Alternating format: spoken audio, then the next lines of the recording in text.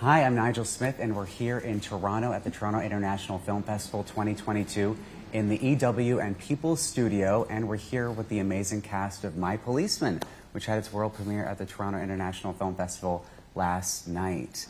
So how was the reception for the movie? How did the audience take it based on the applause? And I'm sure the Harry of it all must have been a bit overwhelming. Well, it definitely felt like a very warm response. We were backstage, but yes, it was nice to hear the crowd roar, but I've never heard a crowd roar like that outside on the red carpet. Wow. You know, for Harry. So that was quite a phenomenon. I'm sure it was for you. No. And yeah, for all of you. Well, I played the Princess of Wales Theatre about 14 years ago. Oh, wow. So, it was very special to be back here for our world premiere. Yeah. In a very different capacity, I imagine. Yeah. But it was kind of like a comfort blanket. You didn't feel quite as nervous. Did you go backstage? Yeah. I did too, to the back of the... Yeah, the dressing room, yeah. Sweet. Yeah, Toronto. I played there as well. Oh, really? That's amazing. Toronto's unique in that respect. It's great. It's lovely, Toronto. I've been working here all summer, actually. It's a very nice place to work, isn't it? Oh, yeah, I went to Niagara when I was here. We did the husky dogs and all that, yeah. So when you first came across the screenplay for this fantastic film, what really spoke to you about the moving story and the story it tells? I think what excited me was I'm always drawn to stories that are full of complexity, and the triangle, these three individuals, and the friendship and love that they have, and the secrets that they then keep, makes for one joyous thing as an actor to explore. Yeah, and also the film deals with these two timelines, so you're dealing with the big movement of a lifetime.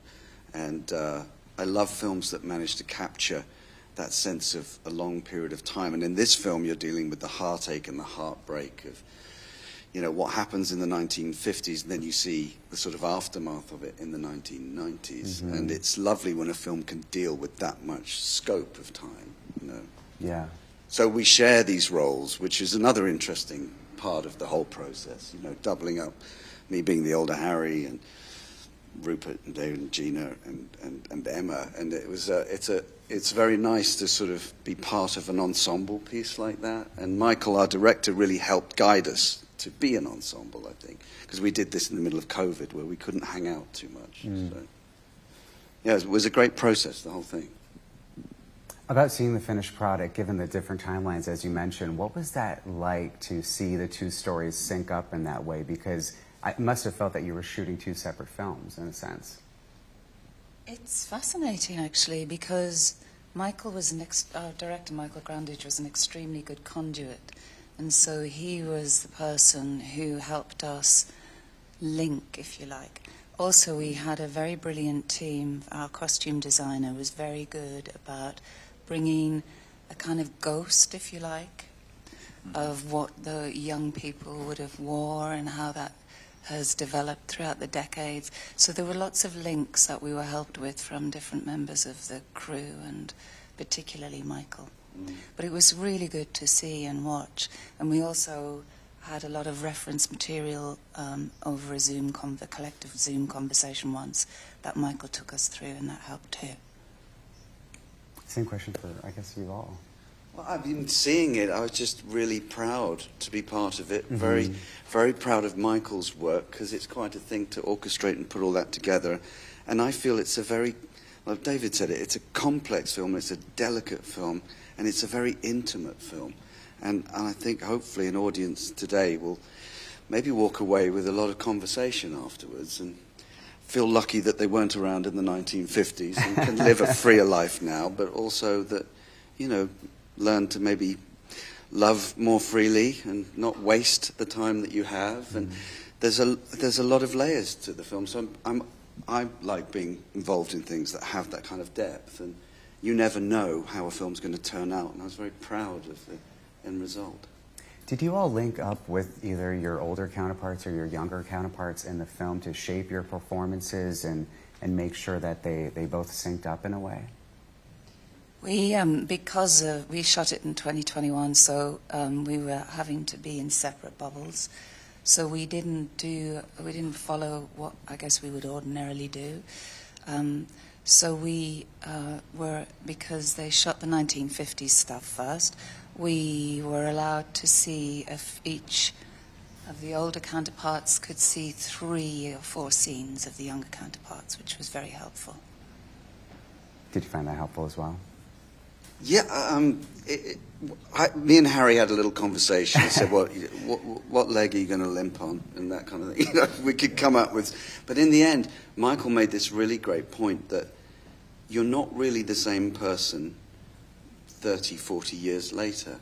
So there was kind of a license and a freedom to say, well, I'm echoing the younger man, but I don't have to mimic or mirror the younger man. So there was freedom with it. So I watched Harry's stuff, and what I love about him as a person and his performance is just very honest.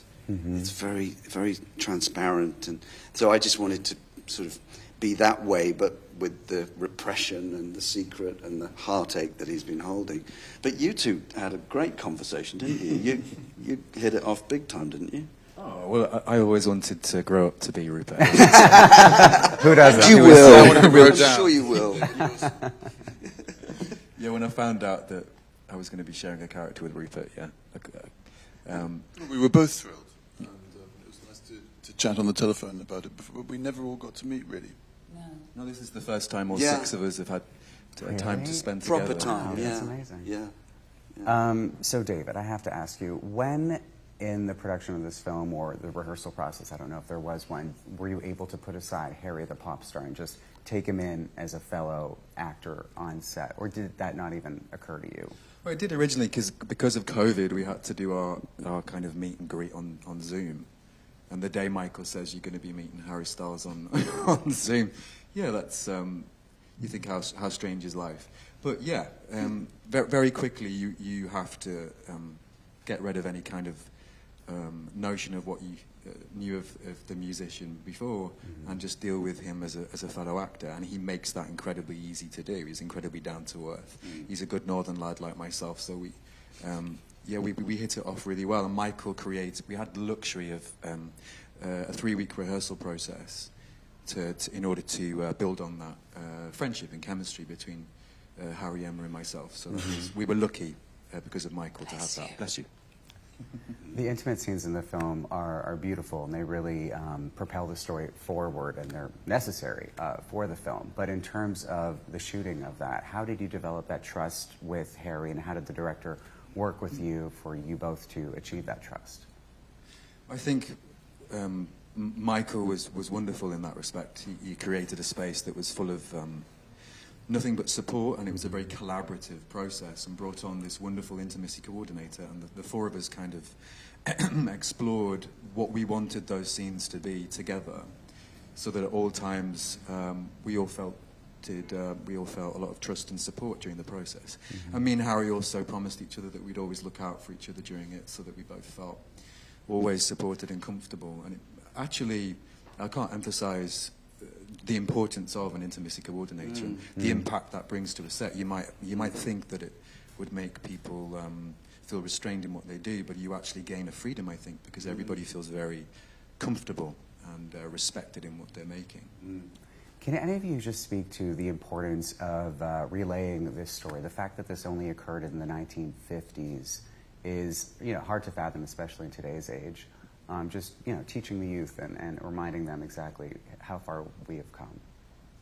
Rupert, you've got to take that Yeah. one. You're good at this one. No, I think this is your domain. I think it's a great story, and things have changed a lot, and it's that we can feel great about and proud of, I think. Great. Well, thank you so much. And, sorry. No, Did you want to say no, something? no. Okay. Well, see My Policeman. It's going to be on Amazon and in theaters very shortly. Thank you so much for coming. Thank you. Thank you.